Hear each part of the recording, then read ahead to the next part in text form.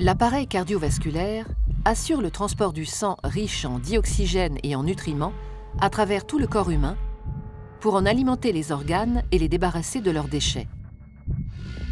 Il se compose de 3 grands types de vaisseaux sanguins qui forment un système clos. Les artères, les veines et les capillaires. Ces 3 types de vaisseaux composent un ensemble de 100 000 km de long à travers tout le corps.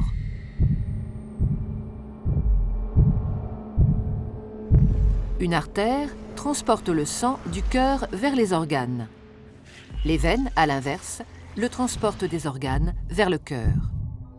L'artère est donc un vaisseau partant du cœur. La veine, un vaisseau arrivant au cœur.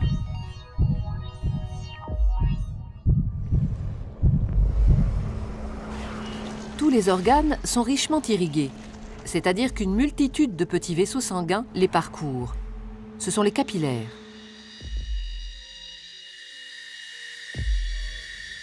Les capillaires relient entre elles artères et veines dans les organes. C'est donc au niveau de ces vaisseaux très fins que les échanges se font entre le sang qui apporte nutriments et dioxygène et les organes qui se débarrassent du dioxyde de carbone et des autres déchets. Plus un organe est actif, plus l'apport de sang et les échanges sont importants. Les échanges ne sont possibles que parce que le sang circule en permanence dans les vaisseaux en sens unique.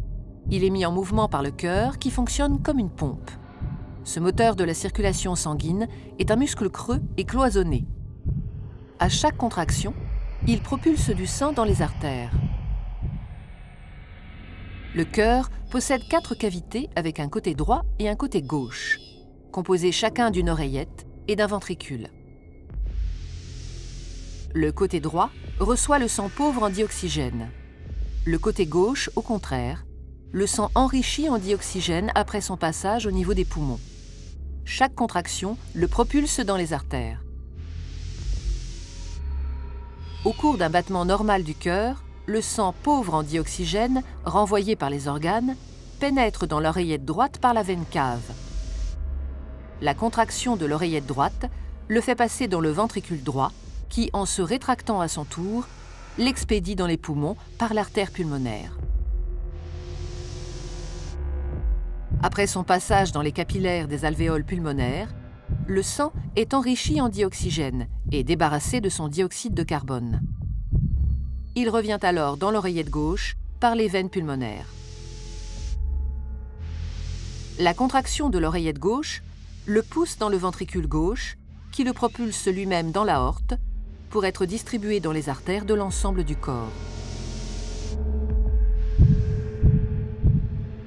Et ce cycle, vital pour l'organisme et l'être humain, se répète à l'infini.